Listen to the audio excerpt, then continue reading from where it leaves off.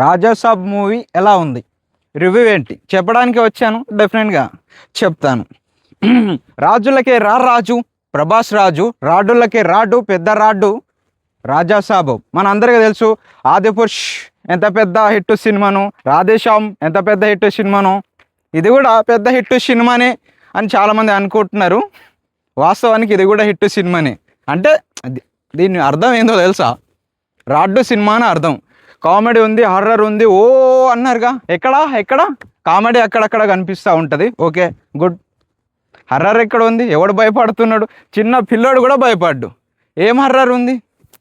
Comedy అక్కడక్కడ ఉంది. First half okay good బాగానే ఉంది. మరి సెకండ్ హాఫ్ తీసుకెళ్ళేసి మడతెట్టేసిర్రు, దుప్పెడు కప్పేసి బొందగడ్డలో బొంద పెట్టినట్టే అనిపించింది నాకు. ఏముంది భయ్య సినిమాలో? ఎందుకు తీసిర్రు? సినిమా తీయాలనుకుంటే మీరు ముగ్గురు హీరోయిన్లు పెట్టడం కాదు, స్టోరీ మీద ఫోకస్ చేయండి, మంచి స్టోరీని ఎంచుకోండి, సినిమాలు తీయండి. మారుతి గారు ప్రభాస్ గారిని హ్యాండిల్ చేయలేరు అనిపించింది నాకైతే అప్పుడే. బట్ నిజంగా హ్యాండిల్ చేయలేకనే పోయిండు. ఏం లేదు భయ్య, ఎందుకు తీసిర్రు భయ్య సినిమా? అసలు నాకైతే నచ్చలా భయ్య, నిజం చెప్తున్నాను. ఫస్ట్ హాఫ్ పర్వాలేదు అనిపించింది. సెకండ్ హాఫ్ గంగా అర్పణం తీసుకుపోయి గంగలో వదిలేసిర్రు.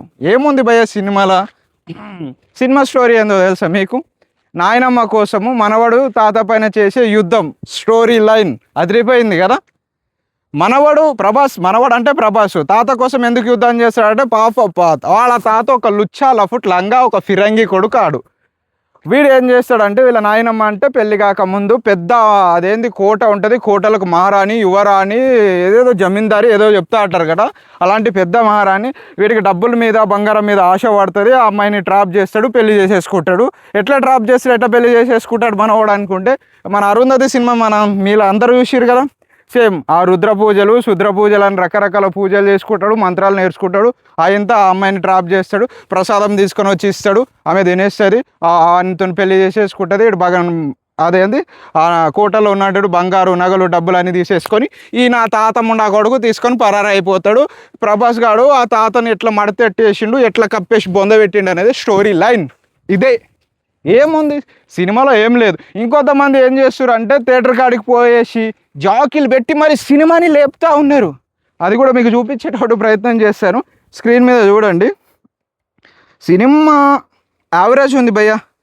ఏదో ప్రభాస్ అన్న లుక్స్ బాగున్నాయి, ప్రభాస్ అన్న బాగున్నాడు తప్పితే ప్రభాస్ అన్న కోసం సినిమాకి వెళ్ళాలనుకున్న వాళ్ళు వెళ్ళండి, అంతేగాని స్టోరీ పరంగా వెళ్తామంటే అసలు లేదు.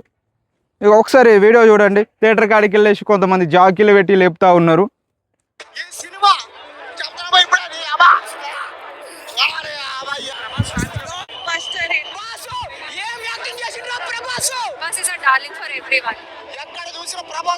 ప్రభాస్ యాక్టింగ్ బాగుంది, ప్రభాస్ బాగున్నాడు. వేరే సినిమా స్టోరీలో లైన్లో ఏడా గుద్దాలు దమ్ముంది లేదు.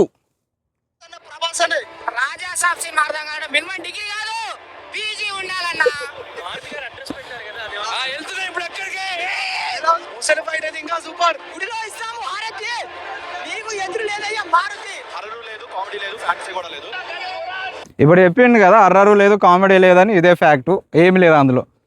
ఎందుకు సినిమాలు తీయాలనుకుంటే స్టోరీ మీద ఫోకస్ పెట్టాలి, హీరోయిన్ల మీద కాదు.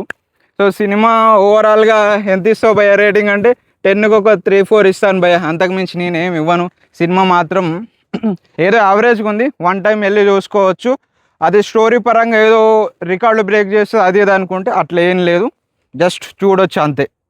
మీరు చూస్తే మీకు ఏమనిపించిందో కామెంట్ చేయండి. ఇంకొంతమంది నెగిటివ్గా కామెంట్ చేస్తారు, మీరు నెగిటివ్గా కామెంట్ చేసినా వాస్తవం పోయేది, సినిమా యావరేజ్ మాత్రమే. ఓకేనా? రైట్. వెళ్ళిపోయే ముందు మర్చిపోకుండా మన ఛానల్ సబ్స్క్రైబ్ చేసుకోండి.